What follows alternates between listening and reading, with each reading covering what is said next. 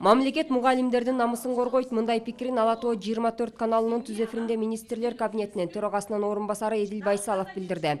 Айтымында соңку учурларда мугалимдер менен окуучулардын ортосунда жаралган ар кандай пикир келишпестиктерден улам агартуучулардын укуктары корголбой калып жатат. Мындай учурлар дыкат иликтенип, акыйкаттык менен баа берилиши керек. Байсалов мындан ары мугалимдердин ар намысына шек келтирген окуучулардын туура эмес жүрүм-турумуна ата-энелер жооптуу болорун айтты. Бул багытта Билим берүү жана Илим министрлигине дагы тапшырмалар берилет.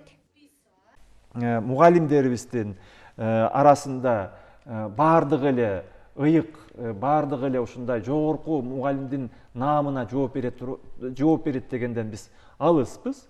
Бирок ошону айтаар менен мен айтып коюшум керек, мамлекет мугалимдердин намысын коргойт.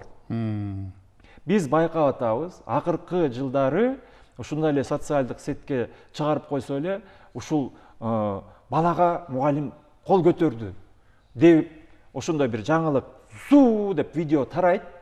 Ал массалык маалымат каражаттарга чыгат. Ошол замат ошол жердеги директор мугалимди жумуштан алат.